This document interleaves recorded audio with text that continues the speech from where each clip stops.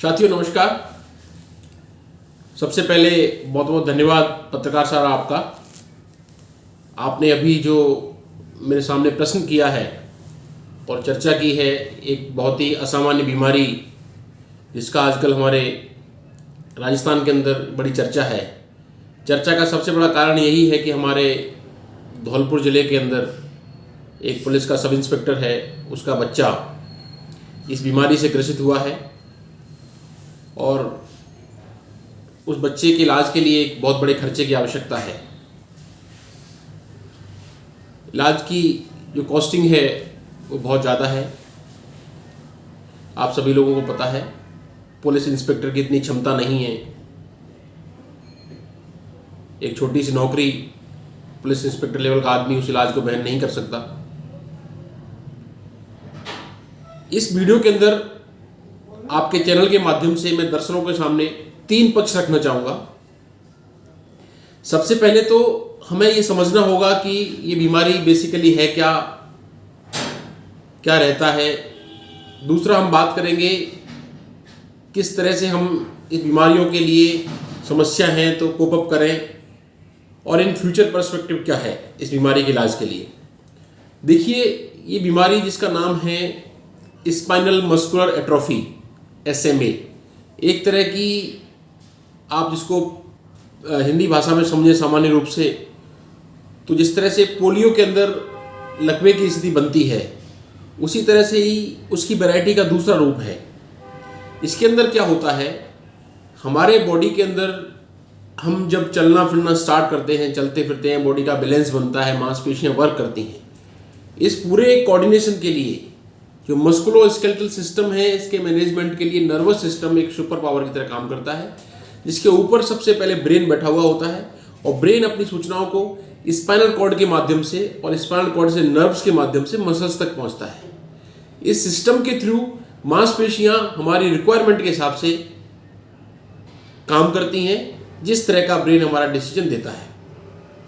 हमें उठने, जब हम बैठे हैं तो खड़े होने के लिए जरूरत होगा कुछ मसल्स का, तो उस मसल्स के लिए ब्रेन को एक्टिविटी मिलेगा, ब्रेन अपने आप मसल्स को एक्टिव देगा और उस दिशा में कार्य करेंगी। मेरा हाथ ऐसे रखा हुआ है, इसको मोड़ना है, इसका मतलब ये हुआ मेरे दिमाग में थॉट आया, मुझे इस हाथ को मोड़ना है, वहाँ से मसल्स के लिए स्टिमुलस गया कि आप इस हाथ को ऐसे मोड़िए। सेम तरह से ही हमारी बॉडी का balancing system, musculoskeletal system brain के सुपरविजन और सुपर पावर में काम करता है। इस बीमारी में क्या होता है, सबसे पहली चीज़ तो ये है कि एक तरह की ये डिजीज़ है, बचपन की चाइल्डहुड डिजीज़ है, जिसके अंदर ब्रेन की कोशिकाओं का डेवलपमेंट नहीं हो रहा, जिसके कारण ब्रेन की जो नर्व सेल्स हैं, नर्व कनेक्शंस हैं, उनका डेवलपमेंट नहीं होने के कारण से जो ब्रेन का कनेक्शन है वो नसों के माध्यम से मांसपेशियों तक पहुंच रहा है, वो नहीं पहुंचेगा। जब ये कनेक्शन वहां तक नहीं पहुंचेगा तो जो मांसपेशियां हैं वो फ्लैवी और शिथिल होंगी और कहीं ना कहीं वो कार्य नहीं कर पाएंगी। तो जो चीज़, जिस प्रोसेस के लिए हमारा दिमाग सोच रहा है कि हमें खड़े होना है, उठना है, बैठना है, चलना है, खाना है, पीना है, उसकी मांसपेशियां जब वर्क नहीं करेंगी तो फिर ये व्यक्ति पैरालिसिस के सिस्टम में चला जाएगा। हम बात कर रहे हैं इस बच्चे को लेकर के। उस बच्चे के अंदर भी उसकी जो नर्वस सिस्टम के अंदर जो नर्व्स हैं, उनका जो केमिकल है, उनकी जो जीन है, उसके अंदर डिफेक्ट है। उस डिफेक्टिव जीन के कारण उस न्यूरॉन्स का डेवलपमेंट प्रॉपर नहीं है। उन न्यूरॉन्स के माध्यम से जो ब्रेन के कनेक्शंस हैं वो इसकी मांसपेशियों तक नहीं पहुंच रहे हैं, इसलिए उसका डेवलपमेंट डिले हो गया और अब उसकी मांसपेशियां नर्व्स के स्टिमुलस में एक्टिव नहीं होती हैं, जिसलिए वो ठीक नहीं हो पा रहा। उसका जो माइलस्टोन्स है वो प्रॉपर डेवलप नहीं हो रहे और डॉक्टर भी इस तरह से इस बीमारी को डायग्नोज करते हैं। बच्चे की माँ बोलती है कि बच्चा समय से नहीं बढ़ रहा है, आज 2 साल का हो गया, खड़ा नहीं पाता है, चल नहीं पाता है, इस तरह की चीज़ें सामने आती हैं। क्या होगा, जब प्रॉपर डेवलपमेंट नहीं होगा तो धीरे धीरे उसके पैर, हाथ, नस, सांस की तकलीफ, इस तरह की समस्याएं ग्रसित होंगी। कई बार आगे चल करके कुछ समय बाद, सालों के अंदर ये जीवन रक्षक चीज़ जीवन घातक बन जाती है और कई बार हमें दुष्परिणाम भी देखने को मिलते हैं इस तरह के पेशेंट्स में। काफ़ी सारे पेशेंट्स हमने अपनी आंखों से देखे हैं और जब से MBBS स्टार्ट किया, पीडियाट्रिक्स की पोस्टिंग, तब से हम इस तरह के पेशेंट्स देखते हैं। बीमारी बहुत नई नहीं है, खूब पेशेंट्स मिलते हैं बट बहुत ज़्यादा नहीं है पेशेंट्स कई बार। लेकिन इलाज, इस बीमारी का इलाज क्या है और इतना कॉस्टली क्यों है? देखिए, जो नर्व्स के अंदर, न्यूरॉन्स के अंदर जो जीन है, जो डिफेक्टिव जीन हुआ है, उस जीन को मॉडिफाई करने के लिए इलाज की जरूरत पड़ेगी।